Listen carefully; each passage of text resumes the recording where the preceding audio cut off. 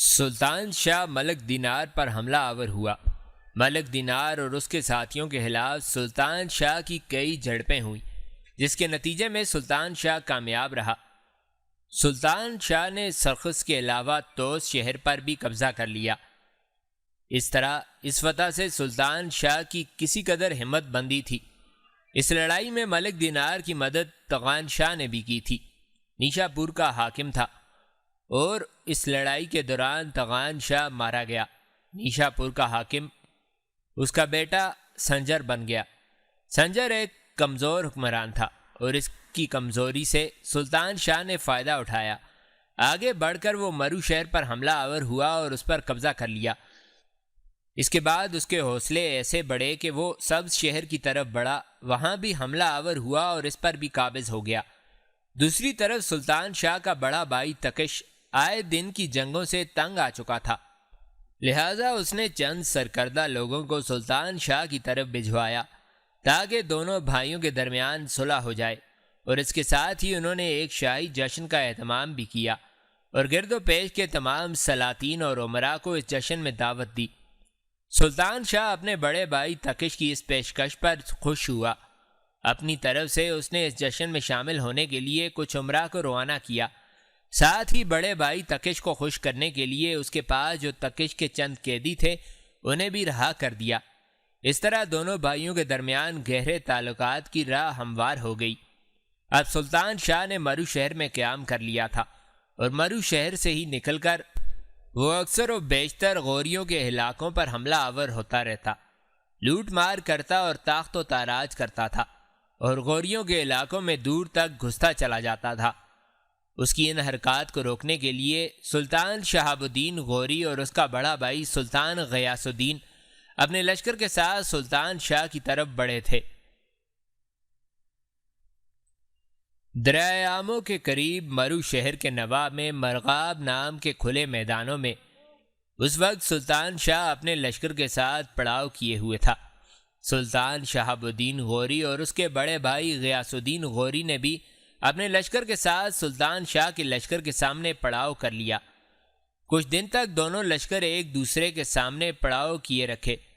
اسی دوران سلطان شہاب الدین غوری کے استبل کا داروغہ قطب الدین ایبک ایک روز جب لشکر کے ایک حصے کے ساتھ لشکر میں شامل گھوڑوں اور دوسرے جانوروں کے لیے دریا کے کنارے گھاس کاٹنے کے لیے گیا تو اس کی خبر سلطان شاہ کو ہو گئی۔ اس نے اپنے لشکر کا ایک حصہ علادہ کیا اور اس طرف روانہ کر دیا جس طرف قطب الدین ایبک اپنے لشکر کے ایک حصے کے ساتھ گھاس کاٹنے میں مصروف تھا۔ سلطان شاہ کے لشکر کا وہ حصہ قطب الدین اور اس کے گھاس کاٹتے ساتھیوں پر بوند بوند پانی کو ترستے صحرا میں خارزار ازل کے صفاق لمحوں اور دل کے آئینوں کو ٹکڑے ٹکڑے شیشہ جاں کو ریزہ ریزہ کر دینے والے بھڑکتے الاؤ کے شعلوں کی طرح حملہ آور ہو گیا تھا۔ جوابی کارروائی کرتے ہوئے قطب الدین ایبک نے بھی ڈٹ کر مقابلہ کیا۔ کچھ دیر تک مرغاب کے ان میدانوں میں جو دریا کے کنارے اور گھاس سے بھرپور تھے، قطب الدین ایبک اور سلطان شاہ کے لشکریوں میں ہولناک جنگ ہوئی۔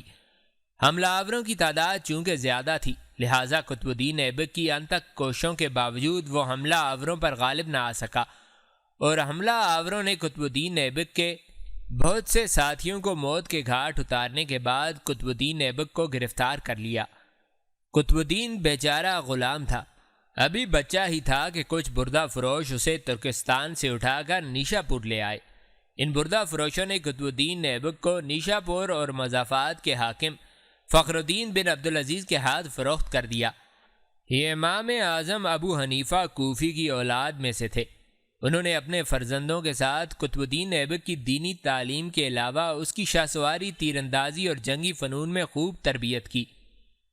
قطب الدین شروع سے بہادر اور نڈر تھا۔ فخر الدین بن عبدالعزیز کے ہاں پرورش پاتا رہا، وہیں پر جوان ہوا۔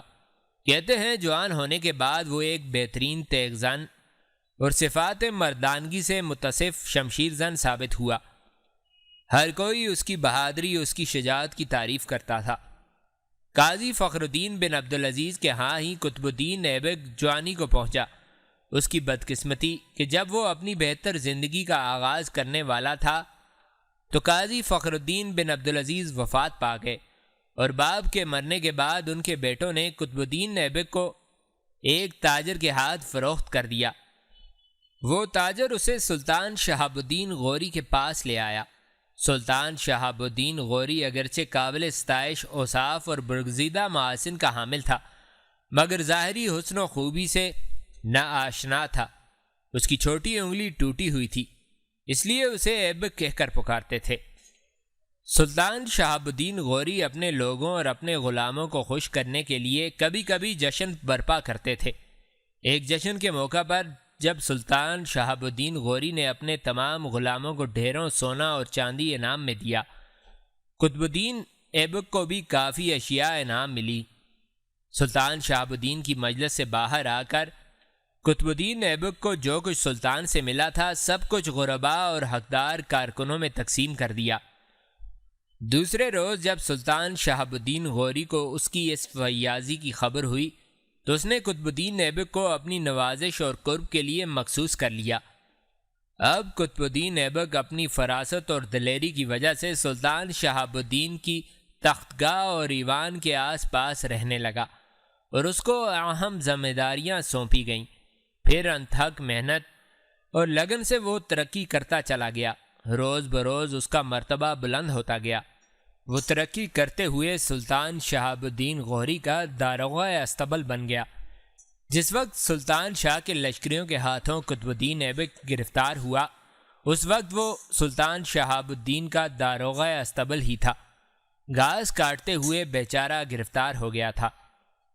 قطب الدین ایبک کو گرفتار کرنے کے بعد جب سلطان شاہ کے سامنے پیش کیا گیا تو اپنے لشکر کی اس کامیابی پر سلطان شاہ بڑا خوش ہوا۔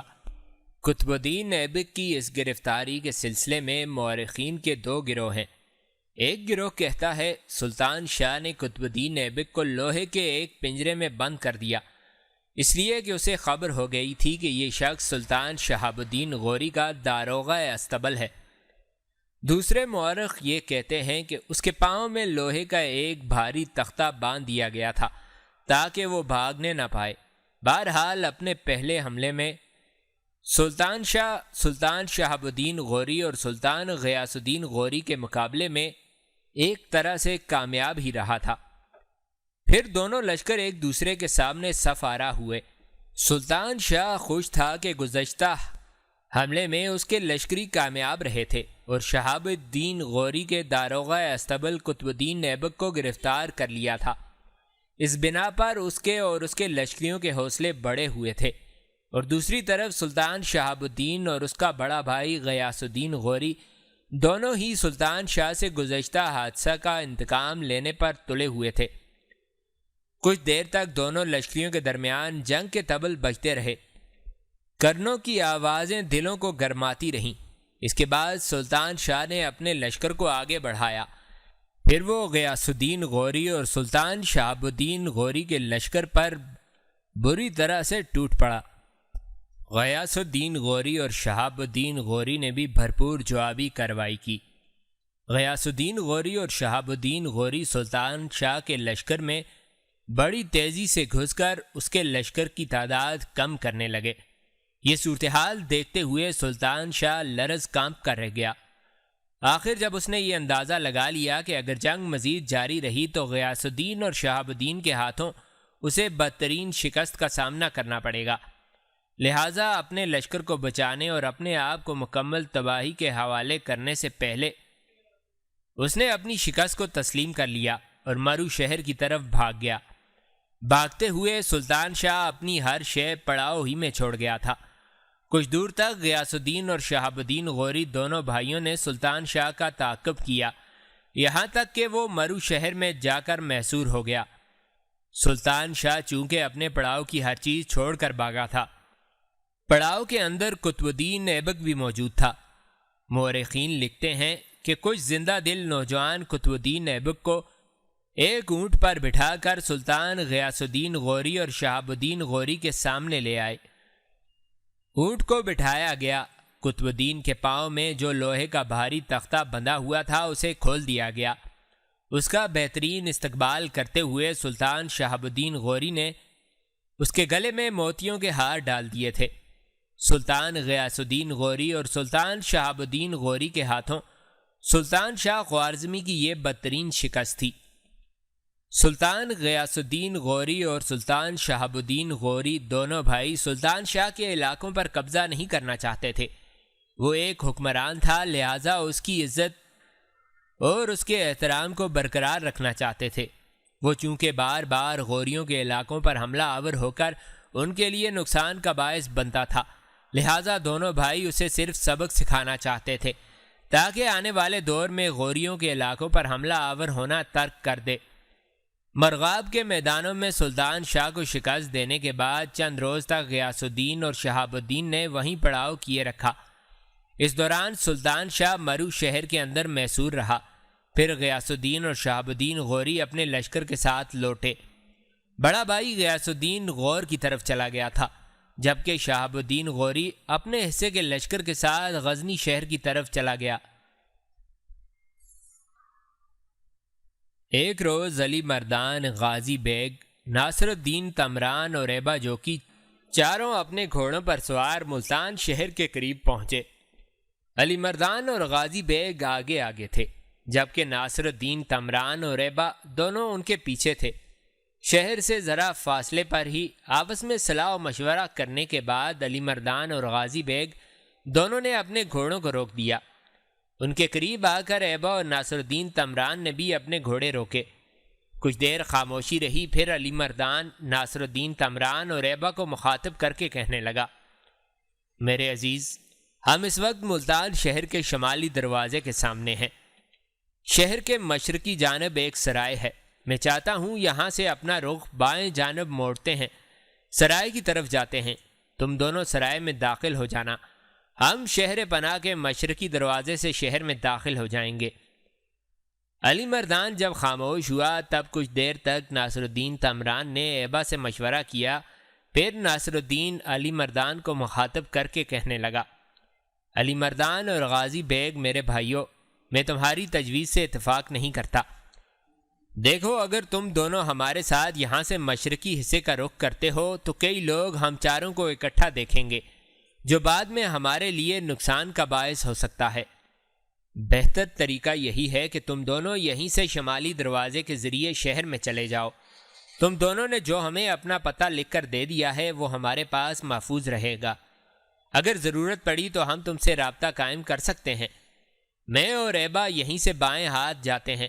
شہر کے مشرقی حصے میں اگر کوئی سرائے ہے تو ہمیں اسے تلاش کرنے میں کوئی دقت پیش نہیں آئے گی۔ ایسا میں مصلحت اور احتیاط کے طور پر کہہ رہا ہوں، اس لیے کہ ہم چاروں کا سرائے کے پاس سے اکٹھے گزر کر جانا، یاد رکھنا، ہمارے لیے خطرات بھی پیدا کر سکتا ہے۔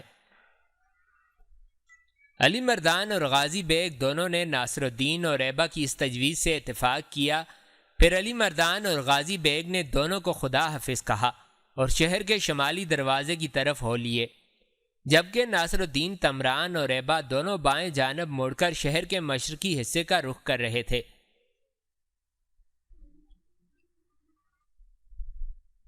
علی مردان اور غازی بیگ تو شہر پناہ کے شمالی دروازے سے شہر میں گھس گئے، جبکہ ایبا اور ناصر الدین تمران نے شہر کے مشرقی حصے کا رخ کیا تھا۔ ایک سرائے تلاش کرنے میں انہیں کوئی دقت پیش نہ آئی۔ سرائے کے باہر ہی ایک جگہ ناصر الدین تمران نے اپنے گھوڑے کو روک دیا۔ اس کی طرف دیکھتے ہوئے ایبا نے بھی اپنے گھوڑے کی باگیں کھینچ لی تھیں۔ اس پر ایبا کو مخاطب کرتے ہوئے ناصر الدین تمران کہنے لگا، سن میرے ننھے ساتھی، سرائے سامنے دکھائی دے رہی ہے۔ اس میں داخل ہونے اور قیام کرنے سے پہلے ہمیں آپس میں اپنی شناخت کا مکمل صلاح و مشورہ کر لینا چاہیے۔ دیکھو، سرائے میں داخل ہونے کے بعد جب سرائے کا مالک ہم سے پوچھے کہ کہاں سے آئے ہیں تو ہمیں پہلے سے طے کر لینا چاہیے کہ ہمیں کیا جواب دینا چاہیے۔ میرے ننھے بھائی، میں جانتا ہوں تم عقل مند ہو، سیانے ہو، حرب و ضرب کے ہنر میں بھی طاق ہو۔ پہلے تم کہو کہ ہمیں کیا کہنا چاہیے۔ جواب میں ایبا نے اپنے ماتھے پر ہاتھ رکھ کر کچھ دیر سوچا، پھر ناصر الدین کی طرف دیکھتے ہوئے کہا، میرے محترم بھائی، میں سمجھتا ہوں ہمیں جھوٹ نہیں بولنا چاہیے۔ جو بھی ہم سے پوچھے کہ ہم کہاں سے آئے ہیں، صاف بتا دینا چاہیے کہ ہم مغرب سے آئے ہیں، بلکہ ہم یہ کہہ دیں گے کہ ہم غزنی کے رہنے والے ہیں۔ غزنی سے ہی آئے ہیں اور مختلف شہروں کے تاریخی مقامات دیکھنے کے لیے نکلے ہیں۔ بنیادی طور پر ہم سیاح ہیں۔ اگر کوئی مزید سوال کرے تو تمران میرے بھائی ہم یہ کہہ سکتے ہیں کہ ہم ایبا کو رک جانا پڑا، کیونکہ اس کی بات کاٹتے ہوئے ناصر الدین تمران بول اٹھا تھا۔ میرے سیاح بھائی، پہلے میری بات سنو۔ یہ کہنے میں حرج تو کوئی نہیں ہے کہ ہم سیاح ہیں، اس سے بہت سی باتیں چھپ جائیں گی۔ اگر کوئی ہم سے سوال کرے کہ اگر تم سیاح ہو تو کون کون سا شہر دیکھ کر آئے ہو، ناصر الدین تمران کے خاموش ہونے پر ایبا مسکراتے ہوئے کہنے لگا، نہ یہ سوال مشکل ہے اور نہ اس کا جواب ناممکن ہے۔ اگر کوئی ہم سے پوچھتا ہے کہ ہم نے سیاحی میں کیا کچھ دیکھا ہے تو ہم صاف کہیں گے کہ ہم غزنی سے سیدھے ادھر آئے ہیں، پہلے ملتان اور اچ شہر دیکھیں گے، اس کے بعد واپس جائیں گے، اور ہم نے سنا ہے کہ دریائے چناب کے کنارے بڑی تاریخی اہمیت کا شہر سودرا ہے، اسے دیکھیں گے، اس کے بعد واپس اپنے علاقے کی طرف چلے جائیں گے۔ میرے خیال میں ایسا کہنے میں کوئی قباحت ہے، نہ ہم سے کوئی مزید سوال کرے گا۔ اگر ہم یہ کہہ دیں گے کہ ہم فلاں فلاں شہر دیکھ کر آئے ہیں تو تمران میرے بھائی، اگر ہم سے پوچھنے والے نے وہ شہر دیکھے ہوئے ہوں اور ان شہروں سے متعلق ہم سے کسی نے سوال داغ دیا تو یاد رکھنا ایسے دھر لیے جائیں گے کہ زندگی بھر جان نہیں چھوٹے گی، اور میرے خیال میں باقی زندگی میری تیری زندان میں ہی گزر جائے گی۔ ایبا کی اس گفتگو کے جواب میں ناصر الدین تمران نے ایک کہکا لگایا، پھر کہنے لگا، ایبا تمہاری باتیں بڑی قیمتی ہوتی ہیں۔ جہاں تم ایک بے نظیر تیر انداز، ایک لاجواب تیغ زن ہو، وہاں میرے ننھے بھائی تم عقل مند بھی ہو۔ تمہاری تجویز کو میں پسند کرتا ہوں، جو کچھ تم نے کہا ہے ایسا ہی کہیں گے۔ اب آؤ نڈر اور بے دھڑک ہو کر سرائے میں داخل ہوتے ہیں۔ ناصر الدین تمران کے ان الفاظ سے ایبا ہنس دیا تھا، پھر دونوں خوش خوش سرائے میں داخل ہوئے۔ پہلے سرائے کے مالک کے پاس آئے اور اسے بتایا کہ وہ سیاح ہیں، غزنی سے آئے ہیں، ملتان اور اچ دیکھنا چاہتے ہیں۔ ان کے اس انکشاف پر سرائے کا مالک بڑا خوش ہوا، اپنے ملازم کو بلا کر ان کے گھوڑوں سے سامان اتروا کر گھوڑوں کو استبل کی طرف بھجوا دیا۔ ان دونوں کو رہائش کے لیے کمرہ دیا اور دونوں اپنا سامان اٹھا کر اس کمرے میں منتقل ہو گئے۔ چند ہفتوں تک انہوں نے اسی سرائے میں قیام کیے رکھا، ملتان شہر اور اس کے گرد و نواح میں گھومتے رہے، حالات کا جائزہ لیتے رہے۔ جو کوئی بھی پوچھتا اور وہ سیاح بتاتے تو لوگ ان کی طرف سے مطمئن ہو جاتے۔ اس دوران ان دونوں کا علی مردان اور غازی بیگ سے بھی برابر رابطہ رہا۔ ملتان شہر اور گرد و نواح کا جائزہ لینے کے بعد دونوں نے آخر اچ شہر کا رخ کیا، کیونکہ غازی بیگ اور علی مردان نے انہیں بتایا تھا کہ اچ شہر میں جو ہندوؤں کا تہوار منعقد ہوتا ہے اس کے منعقد ہونے میں چند ہی دن رہ گئے ہیں۔ ایبا کو چونکہ اس تہوار میں نہروالا کے راجہ کی راج کماری سے تیر اندازی کا مقابلہ کرنا تھا، لہٰذا ناصر الدین تمران اور ایبا دونوں نے ملتان سے نکل کر اچ کا رخ کیا۔ جس دن وہ اچ شہر کی طرف روانہ ہوئے تھے، ان دونوں سے صلاح و مشورہ کرنے کے بعد اس سے اگلے روز علی مردان اور غازی بیگ بھی ملتان سے اچ کا رخ کر گئے تھے۔ اچ ایک قدیم اور پرانا تاریخی شہر ہے، بہاول پور سے جنوب مغرب کی طرف 38 میل کے فاصلے پر پینت کے سنگم پر واقع ہے۔ اس کا نام غالباً قصبہ کے اونچے ہونے یعنی بلندی کی وجہ سے پڑا تھا۔ ایک روایت کے مطابق یہاں قدیم ہندوؤں کی دیوی اوشا کا مندر تھا، اور دوسری روایت کے مطابق راجہ ہود کے ایک والی چچ نے یہاں ایک تالاب کھدوایا تھا۔ اس کی مٹی سے جو ٹیلا تیار ہوا اس پر بسنے والے شہر کا نام اچ پڑا۔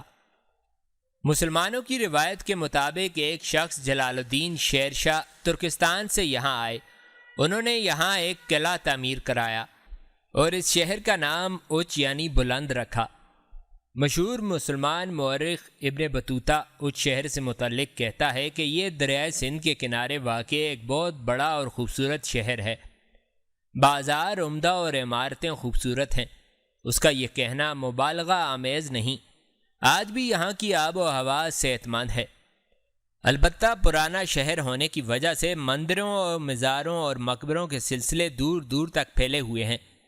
یہ ساری چیزیں اس کی سابقہ عظمت کی گواہی دیتی ہیں۔ موجودہ شہر 3 حصوں پر مشتمل ہے۔ اچ بخاری، اچ گیلانی اور اچ مغلان۔ شہر سڑک کے ذریعے ملک کے دیگر شہروں سے ملا ہوا ہے۔ قریب ترین ریلوے اسٹیشن احمد پور شرقیہ ہے، جو یہاں سے 12 میل کے فاصلے پر واقع ہے۔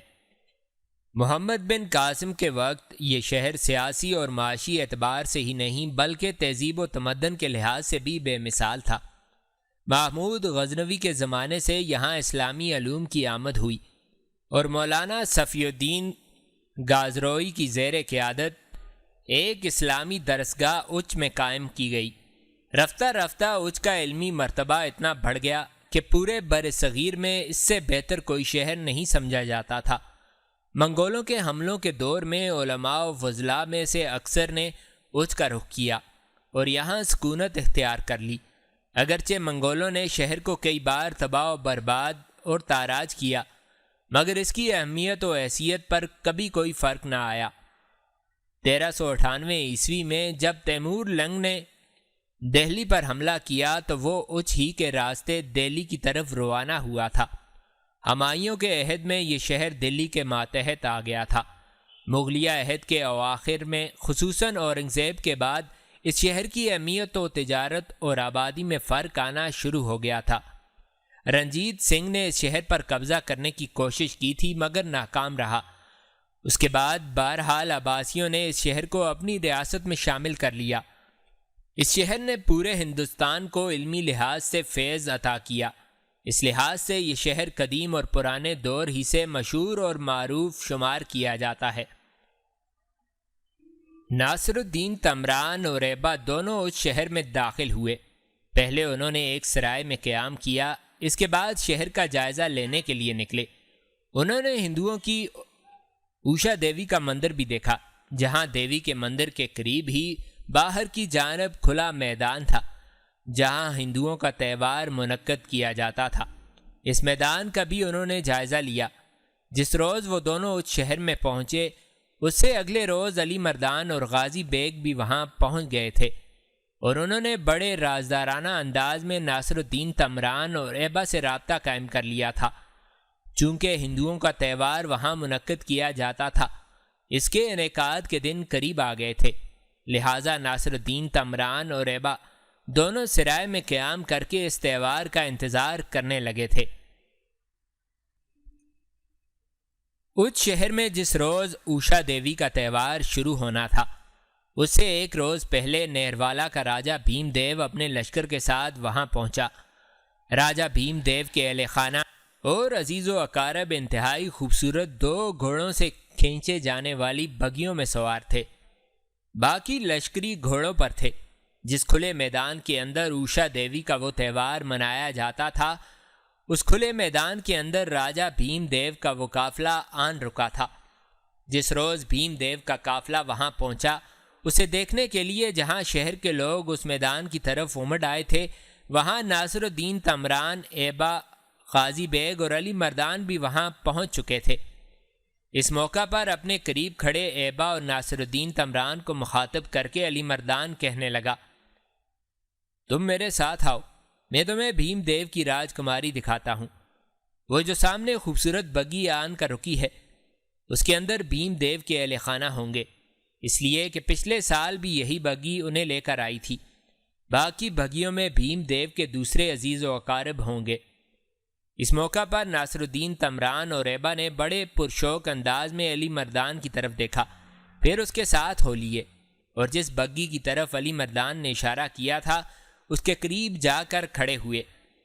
وہاں اور بھی بہت سے لوگ کھڑے تھے، ان کے اندر یہ چاروں بھی جا رکے۔ جب بگی کے پردے ہٹائے گئے تو سب سے پہلے بگی کے اندر سے نہر والا کا راجہ بھیم دیو اور اس کا بیٹا اور راجکمار رام دیو نیچے اترے۔ اس کے بعد نہر والا کی رانی راج کنول اتری اور اس کے پیچھے پیچھے راجہ بھیم دیو کی راجکماری کمار دیوی اتری تھی۔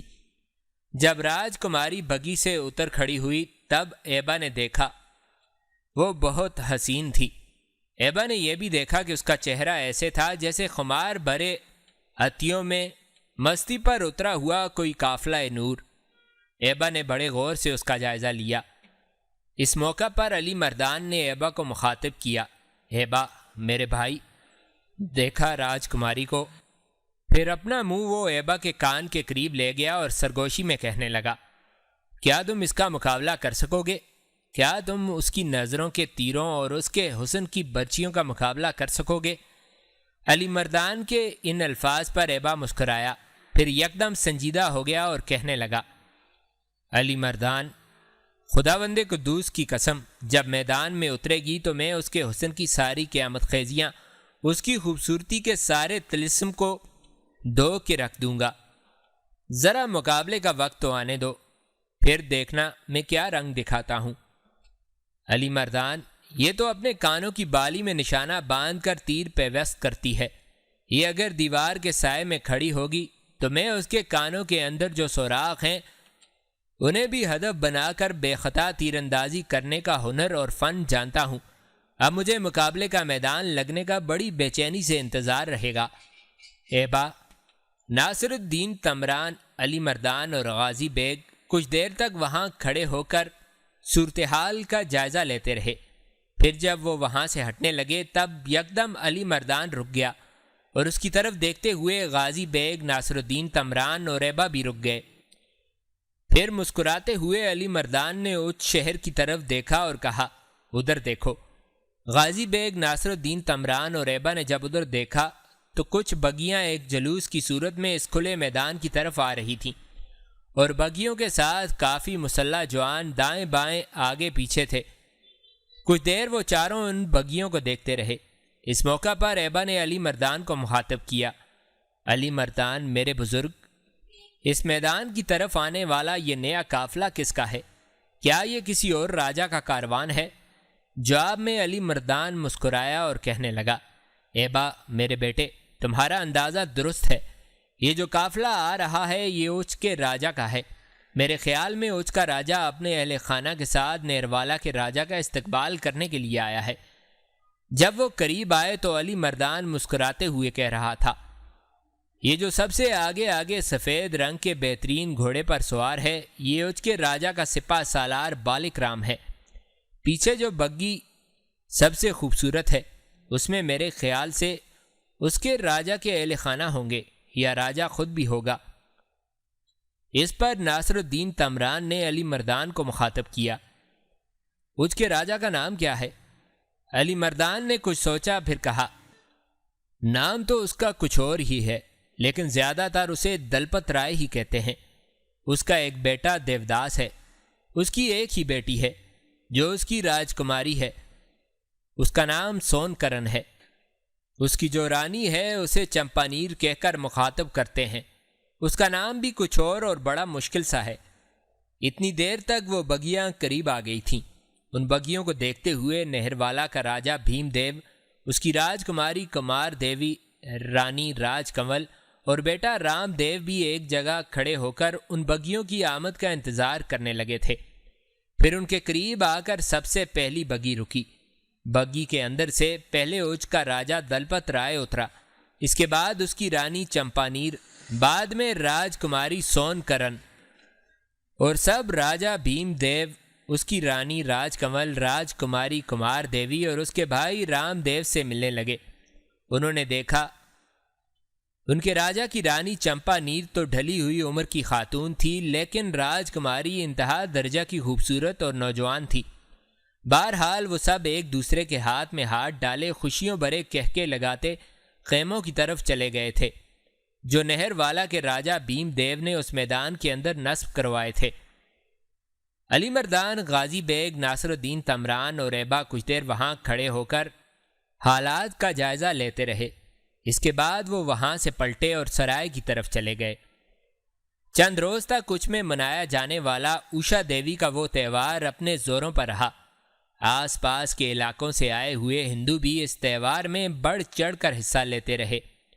اچ شہر کے اندر اوشا دیوی کے مندر کے اطراف میں ایک طرح کی گہما گہمی دیکھنے کو ملتی تھی۔ اس تہوار کا جو آخری دن تھا اس دن سے ایک روز پہلے نہر والا کے راجہ بھیم دیو کی راج کماری کی تیغ زنی اور تیر اندازی کے مقابلے کا اعلان کیا گیا۔ مقابلے کے لیے ایک بہت بڑا پنڈال ترتیب دیا گیا تھا۔